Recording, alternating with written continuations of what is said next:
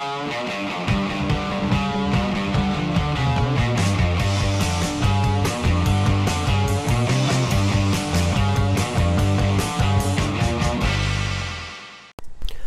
video we start with a hydration chart. Am I hydrated? Aim for clear urine at least 10 times a day. Eat a diet rich in fresh fruits and vegetables. Drink a quart of water before meals. Thank you. Just want to ask you, Chris,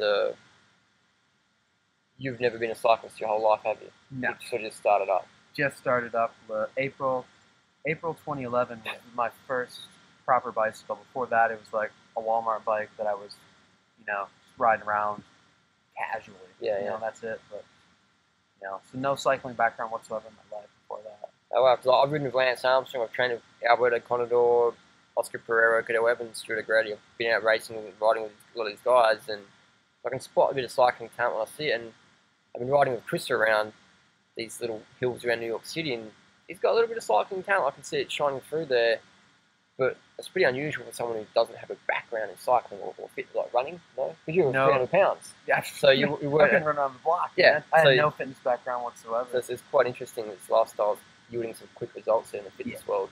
But what tips would you give to people who are new to cycling, who are just new to cycling? Just what helped me, taking it. The biggest thing is being consistent. I say this over and over and over again, but being consistent with it, and not going absolutely crazy and going out and blowing yourself out or anything like that. But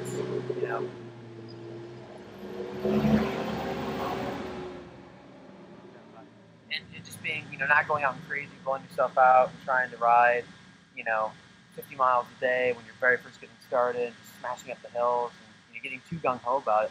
But just being consistent with it and slowly but surely building it up. And with cycling, especially if someone has weight to lose or looking to get fit relatively quickly, it's been astonishing how awesome cycling is for that. Without the impact, it's just you're working your heart and lungs, you're building your muscles, but you're not really thrashing your body at all. And it's really safe, and I highly recommend that for anyone who's looking to get fit. But just doing it at a reasonable pace and consistent with it is the biggest thing.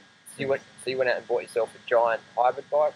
Giant hybrid bike. So a $600 bike. Nice. When I very first got started, and that was perfect for me for what I was looking to get started at. Entry level. And nice entry level. And then from there, once you kind of earned your dues on,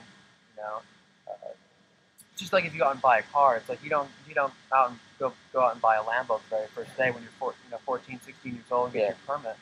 You go out and you get the beater or whatever, it's just an entry level kind of thing. Get the hang of it. The sedan, know what to do, and then from there, you go out and get a road bike or a nicer road bike or whatever. So just any bike is better than no bike, but getting a quality one that you're going to enjoy riding, and and get fitted up. You get it properly fitted. Because if your bike's too big, too small, it's just not going to be using your body properly in a way. It's kind of forcing yourself, but just getting fitted up with a proper bicycle.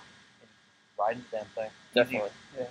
Definitely. And so another last thing there's, I'd say, when you get fitted up at the bike shop, get a whiteout pen and mark your seat posts and handlebars in case anything slips. You've got a reference point. So if your seat slips down, you can put it back up to where it was after you got fitted up. Very important there.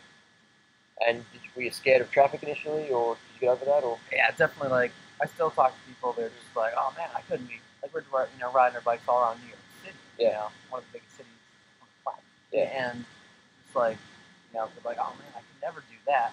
And just kind of that self-limiting belief that people are like, "Oh man, that's just too scary. I can't do that." But just being conscious of it. I wear a helmet. I'm aware of what's going on, and I feel a lot more safe on a bicycle than I do in a train or a bus or an airplane or anything like that. Definitely. Effort. Yeah. So easy.